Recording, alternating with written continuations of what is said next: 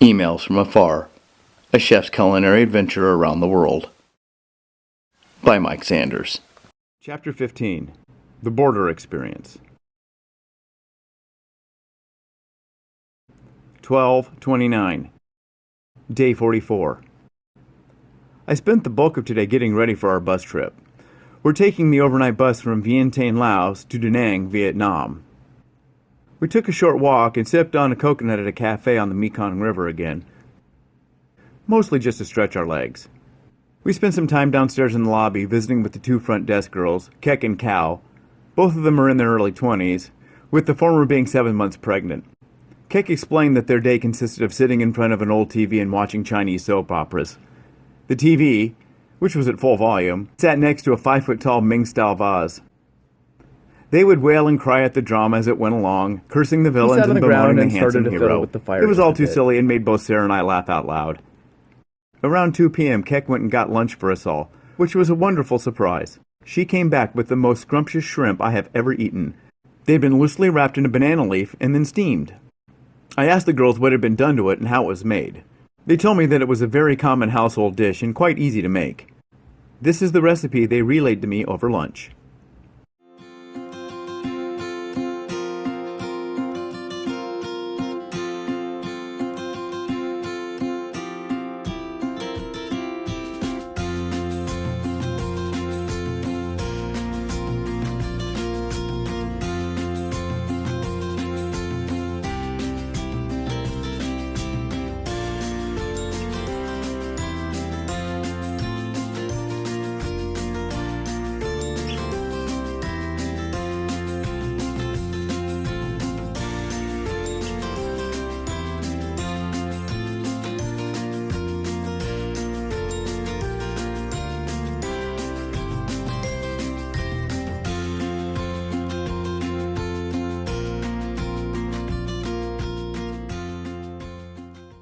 What a great simple lunch. Not wanting another hellish bus ride, we tried to prepare ourselves for the cold, the heat, no food, no water, even for no bathroom. Everything. We tried to cover every angle that we could think of, so after lunch we did a touch more shopping and then steeled ourselves for the ride ahead. We climbed on board and found 2 seats in the back, near some other travelers, and settled in for a long ride. We would arrive at Da Nang, Vietnam, in 22 hours. What would those coming hours be like? We were both afraid it was going to be a repeat of the past. Would this be the bus trip from hell part 2? The evening passed easily enough. Stops for bathroom breaks, bus connections. We even stopped for a meal break around 10:30 p.m. By midnight we were in the highlands of the Assam Mountains bordering on Vietnam, and it was starting to get cold.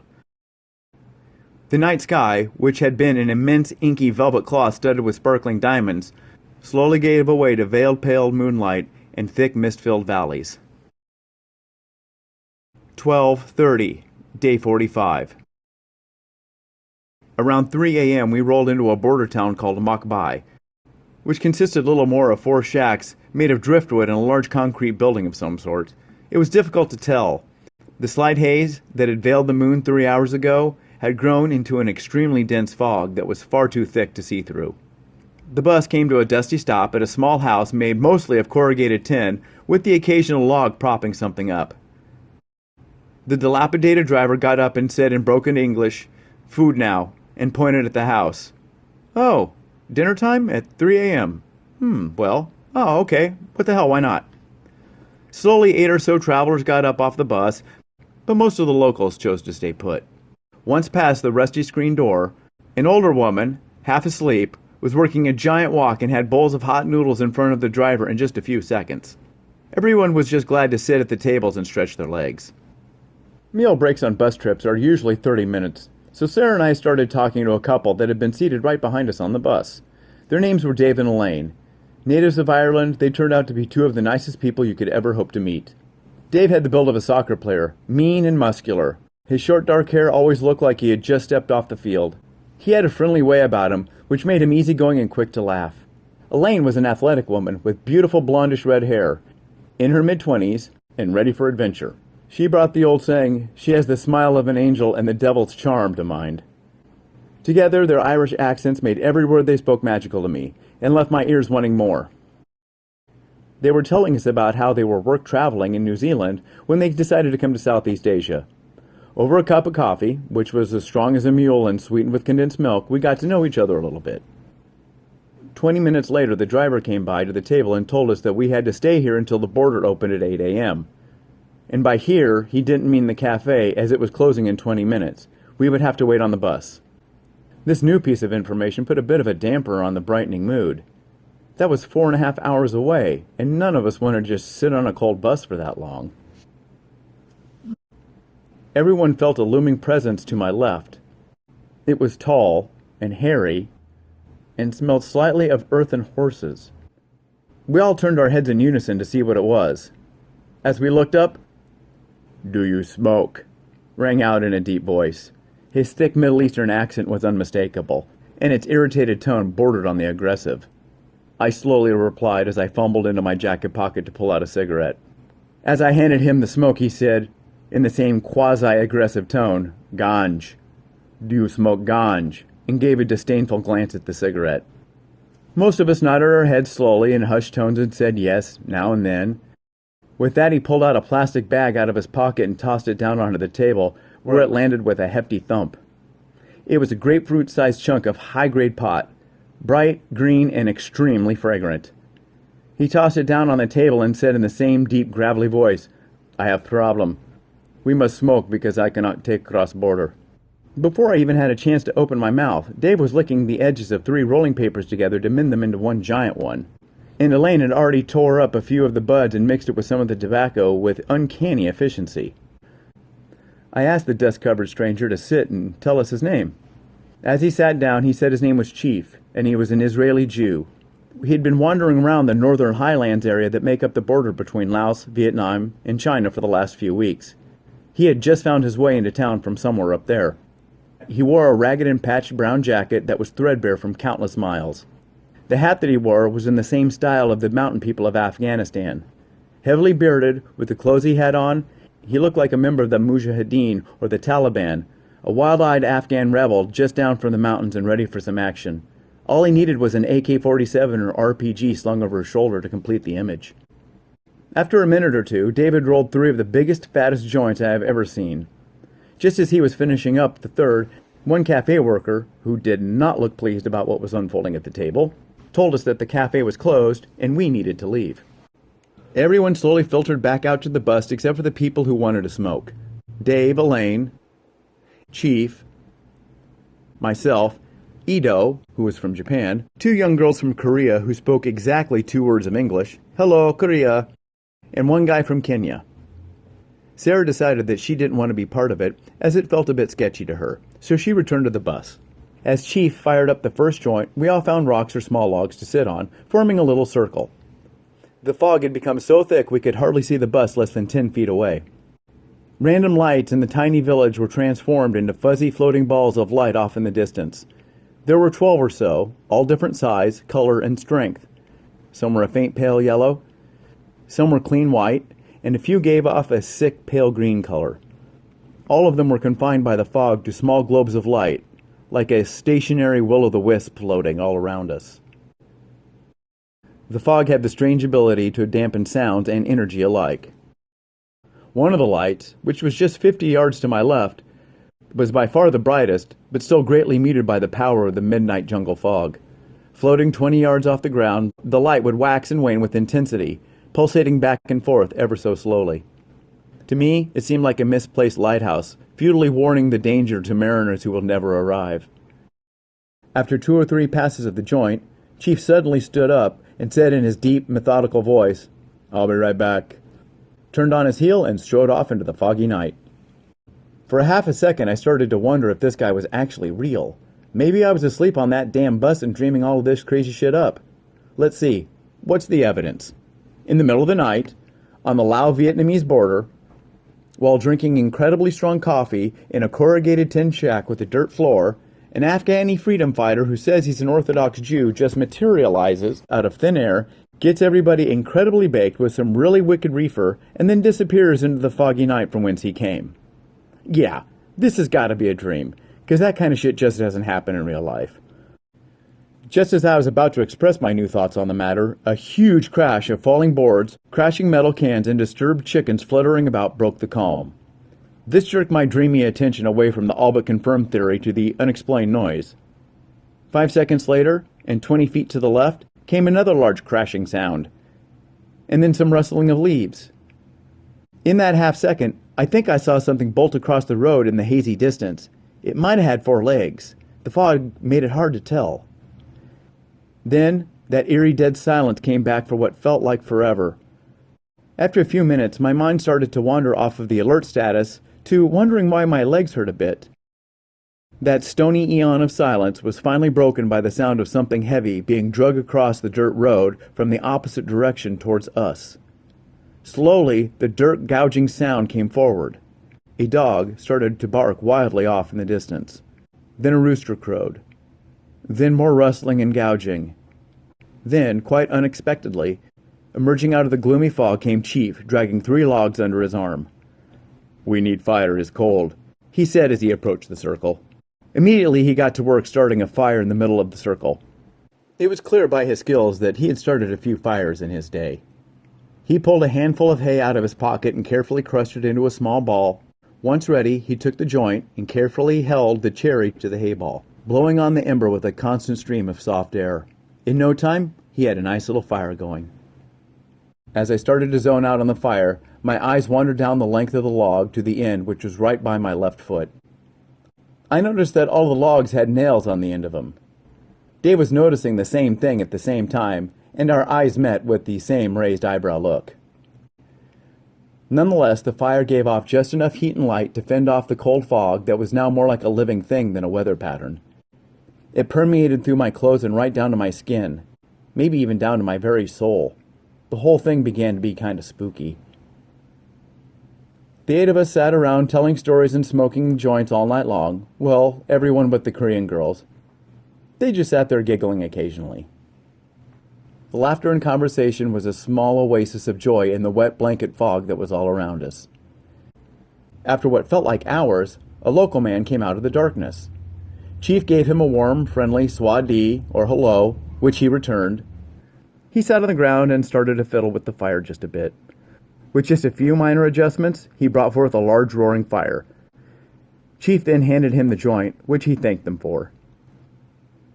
Before long, he was sitting quietly with a big grin on his face, only sporadically broken with a big smile. Later, just out of curiosity, Dave decided to time the dog barking off in the distance. A muffled bark every second. Lovely. A dog you can set your watch by. The glow of the fire gave our little circle a feeling of togetherness. Our local friend sang a soft song to which we applauded and thanked him very much with a hearty kampu kop, or thank you. Everything outside our warm sphere of light was erased by the heavy midnight fog and the total stoning of my brain. The silence was incredible, broken only by the snap of the fire or the scuffle of a foot. With a jolting electric shock that ran through every nerve in my body, an alarm bell started to ring wildly not far away. It was loud, and I mean loud. It was loud enough to make some of the people on the bus stir. It cut through the fog and echoed up and down the valley, it was so loud. It rang for 15 ear-shattering seconds and then cut dead. Dazed, all of us wondered what the hell just happened and what the hell was out there in the fog. We could faintly hear muffled voices and boots walking. The fog made it difficult to tell how far away it was. The faint scuffling of boots and the hushed chatter continued for 10 more minutes, when a loud sports whistle cut through the air like a knife. A deep ho rang out, rattling the air. This too rolled up and down the valley, echoing all around us. This gave everyone a little startled, to say the least, and drew a few looks of consternation from my fireside mates.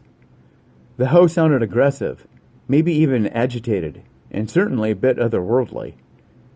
Then one rang out again, ho! It sounded like 100 men all yelling together. Ho, ho! It started to get into rhythm. Ho, ho! Ho, ho! Faster and faster. Ho, ho, ho! Until it reached a ho every half second. Thundering, the sound rolled around the hills.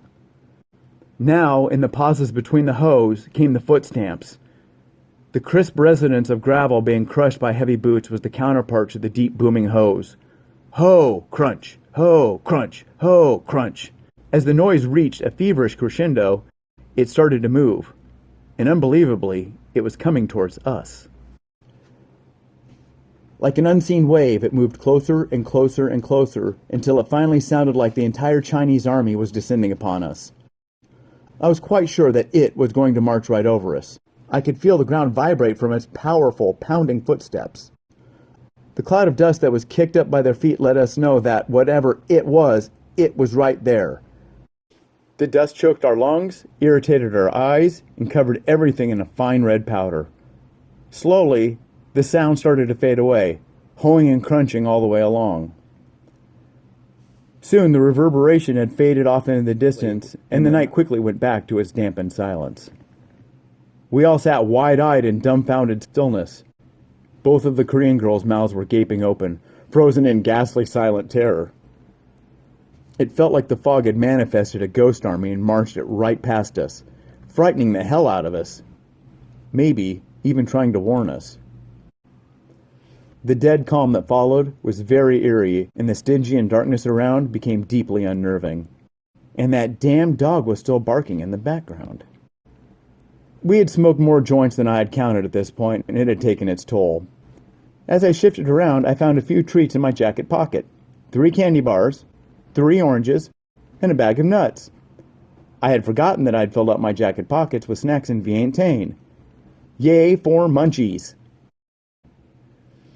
I split everything up and passed it around in true hippie style.